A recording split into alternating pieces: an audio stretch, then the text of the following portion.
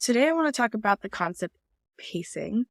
And part of this concept that I don't think anyone talks enough about is the grief of when you can't get it all done. If you are anything like me and you love personal development, so reading about it, watching YouTube channels about it, um, lifestyle vlog videos, things like that, you're going to see a lot of people sharing their systems with you. Those systems can be really helpful in giving you ideas and helping you, be more efficient. And I love a good system, but I've actually never really been able to stick to a system, even when it's around something that feels really important to me. There are practices that I've put in place that help me do all the things that I need to do on a daily basis and prioritize the things that I need to get done. But having some system in place that you follow every day, checklist, my life changes way too much for that to be effective for me. It leaves me feeling frustrated and like a failure every time I write a to-do list or a system, like a morning routine or a nighttime routine or a meal planning kind of, here's what I'm going to plan and eat for the whole week. And while I do think that writing things down can be really helpful in organizing your thoughts and even organizing your day in a way that helps it flow, the biggest thing you have to remember is that things are going to change. And sometimes we'll be able to be okay with that, and sometimes we won't. There is no magic cure for making yourself just be okay with life's disappointments. So when you're trying to get it all done, and you're trying to figure out how to pace yourself, that's something that I find is really important, pacing, going slower than you think you have to so that you're conserving energy and you can actually go for longer and get things done in a less scattered way. But even this is not a fail-proof way of doing it, meaning you are going to have failures. You are going to have moments where you still don't get it all done, even though you laid out the perfect plan.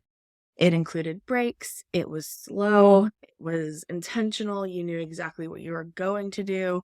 Life throws you all types of curveballs. And when you're living with chronic pain and chronic fatigue, the curveball usually is so we just don't even see it coming.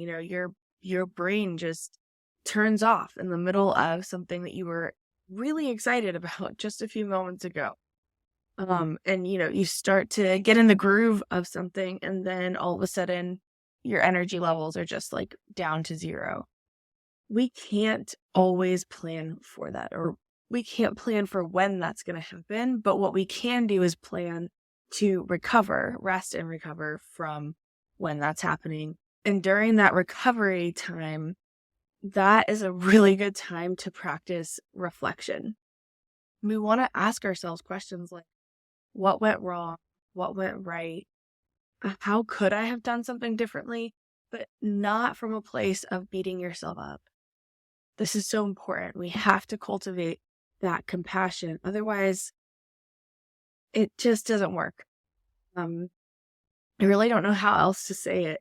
I feel like this is a concept that can be really hard to grasp, especially when you grew up being condemned for every little mistake that you made, and you really have no way of knowing how to make change without there being shame involved. If you look up how to pace yourself, you're going to hear things like break tasks into smaller, manageable steps and try to find balance between rest and activity throughout the day, and ask for help when needed, and practice self-care. That's kind of the majority of what's going to come up when you start to Google this. And all of that is true, but it kind of doesn't tell you, it still doesn't tell you how do I practice self-care? I'm struggling, how do I break things into smaller, more manageable tasks when every time I try to do that, my brain is now onto another project and I can't seem to get into a flow of anything.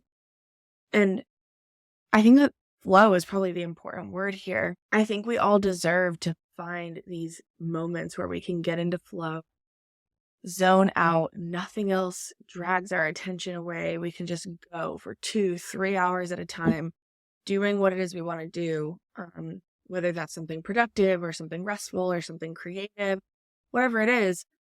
Our brains really deserve these moments of flow. And in this society, we don't get those opportunities at all. So I think that's probably step number one, is realizing that everything takes longer than you think it's going to take, and that is necessary. So even if it's like something as simple as putting a shelf up on the wall, you're probably going to level it and then still take a step back after nailing it into the wall and realize that it actually is still a little bit crooked. Then you have to take it off the wall, you have to spackle the holes and figure out a new place to put it. Like there's all these little things that go into it that we just don't think of. And because we don't think about that and plan that, we get really, really frustrated when those things happen, because it's like, well, I don't have time now to like fix it and then do it right, do it better. And so sometimes we can actually just not care and, okay, whatever, it's just going to stay crooked for now or permanently. That's fine. We can kind of let go of some of that perfectionism. Or we can say, okay, like I can't redo this right now, so I'm going to take the whole thing down and I'm going to redo it again later. But knowing then after this has happened, all you have to do during that time now is grieve and then reflect. So grieve might be a strong word when it comes to putting a shelf up on the wall, but grief is kind of just an overarching word that I'm going to use, when really it could just be like frustration, could be anger, could be whatever it is that comes up for you, which is likely going to be attached to however mistakes were handled as a kid. And so if mistakes came with a lot of like guilt tripping and disappointment, then you probably will feel really sad. And it might not even make sense to you why putting the shelf up crooked on the wall made you feel sad. And now you think you have this depression problem because you're crying over a shelf that you put up crooked. But maybe that's just how you were responded to as a kid, with mistakes over and over and over and over again. Or anger, if your parents were quick to be angry at you. And I say parents, but this could also just be other caretakers in your life who were around you a lot. Anything from a nanny to an aunt to school teachers. And especially the ones that you loved the most or you were closest to, and probably even had a really great relationship with. Their interactions with you are going to impact you differently than, the teacher that you barely cared about and don't even remember their name. And sometimes those very loving, great relationships also have some of these kind of insidious reactions built into them as well, such as, you might have had a really caring, nurturing mom, and she also might have been really quick to anger. And so those are things you're going to have to grapple with as you get older. In this process, what's so important is finding your own rhythms and listening to your body signals. And again, if you don't practice compassion during this reflective period and you're just beating yourself up, or you're only focusing on the frustration and the anger, you're not going to be able to figure out what your rhythms are. So as you were putting that shelf up, when did you start to notice you were getting frustrated? Was it only at the end when you noticed it was crooked? Or was it halfway through when, you like tiny little things were going wrong, but you just kept trying to push through and, okay, let's just get this done. And now the end result isn't perfect and you're blowing up internally or externally. We really don't want to push ourselves to our limits for things that don't really matter. Pushing yourself to your limits is not inherently a bad thing, but you have to figure out when it's appropriate and when it's not. And putting up that shelf might not be an appropriate time to use all of your energy up on. Or it might be, depending on how important the end result is to you and what that gives to you in your life. And when you pace yourself, you're allowing your body to recover and recharge throughout the process. So by taking breaks and pausing and working on getting your focus to a place where It's okay that it gets distracted because you know how to bring it back into focus is going to be really important when it comes to getting things done. This is a way of conserving your energy, preventing flare-ups. There are many reasons why we flare up, and not all of those reasons are within our control. But with this particular thing, it does contribute to increased flare-ups when you push yourself and push yourself and push yourself to your breaking point, or to max energy capacity. Going back to the grief of all of this is every time that you pause and take a break in an effort to pace yourself and do what we're talking about here, you're going to notice hard, difficult feelings pop up. And again, that's going to be related to whatever your brain was like. For me, that's a lot of frustration, anger. For you, it might be sadness. Again, it will just be different for everyone. Even just the skill of learning how to pace yourself is something that takes time. So that can be frustrating too in and of itself. Like, okay, I'm trying to put this shelf. I'm trying to pace myself. I don't know if I'm doing it right. I don't know what's going I don't know what's going to be most helpful. Like, there's all these I don't knows, and uncertainty gives us a lot of lack of safety. So when we're starting to notice that, like, there's a lot of lack of safety happening in my body, we want to figure out, well, what does that lack of safety even feel like? How do I know I'm feeling unsafe? Well, I feel like my thoughts are getting a lot faster, and I'm starting to get snappier, and or for you, it might be that you're tearing up more and you don't, and again, like, it feels like there's no reason for it, or it's over, or it's just not called for. Like, the shelf situation doesn't call for tears, but for some reason your body is developing tears. That's a really good sign that it's time to just take a moment, reflect on what's happening, give your body and your mind some compassion and say, it's okay that you're crying. It's okay that these tears are here. And what do these tears need?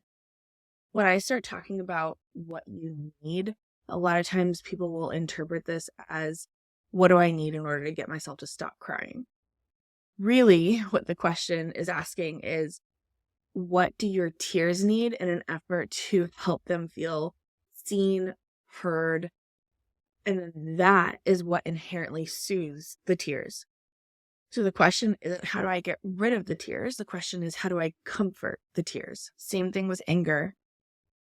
The question isn't, how do I get rid of this anger? But it's, how do I express this anger in a way that doesn't hurt myself or anyone else, and also doesn't stifle other emotions, and also doesn't make me feel like I'm suppressing myself. But the fact of the matter is, these emotions are going to pop up during the process, and they might derail the entire thing you're working on. Could be, again, putting a shelf up, or it could be a personal project you're working on, or a work project that you're doing.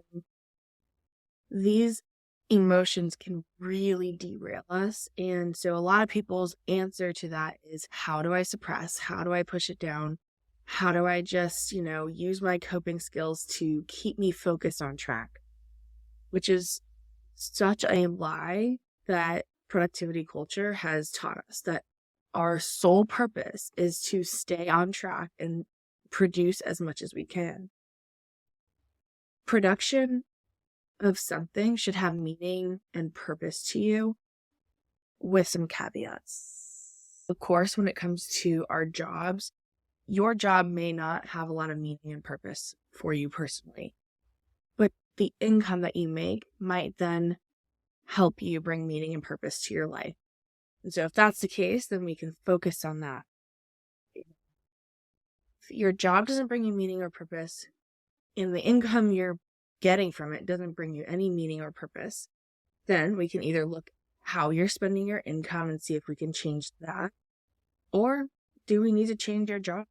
Do we need to look at this in a different way entirely? Because if there's no meaning and purpose to the thing that you're trying to produce, it's a surefire way to burn out. You're not going to last long if that is the case. Now, keep in mind that meaning and purpose are these really big words that make you feel like you're a failure if you don't know what yours is. Purpose is not something that is just like handed to you. And it's not something that you can just quickly journal about and you'll find it. It's an ongoing, ever evolving process for each person that engages in it. I want to really emphasize on the word finding. We have to find our purpose and create our purpose. And that means we might find it and create it, and it means our purpose looks like this one thing for this one season of life, and then that might change. I think when things change, we really think that we like failed somehow. I think this is something that a lot of people struggle with. If there's this change happening, it means we've done something wrong. But that comes from really just a lack of rituals and transition periods and community that our society just does not have. When we band together and we listen to people tell their stories and we engage in communal activities and we really open ourselves up to relationships, we start to realize how normal it is to struggle, how normal it is to change your thoughts, change the things that are important to you, change so much. Again, we think that change is this horrible thing that means we didn't do something right the first time. And just keeping it completely real, that is absolutely false. We want to be intentional with our change and our transitions, but not so intentional that, we are rigid and we don't know how to do anything because we're still worried and consumed about doing it right. So when it comes to pacing yourself, again, there's all of these different techniques out there, time management, breaking your tasks down into smaller. All of those things are helpful, but if you don't know why you're doing the thing you're doing, it's going to be really hard to keep engaging in it. Even when you do know your why and you know how important it is, it can still be really hard because we're developing a skill.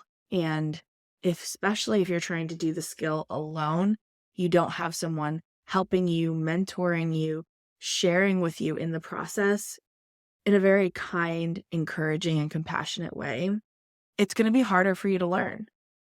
So another really big tip that I would have is that when you're trying to learn how to do something, if you are struggling to the point where it is constantly bringing up like the deepest, hardest feelings for you, I think that's simply just a sign that you're trying to do too much, too fast, too alone.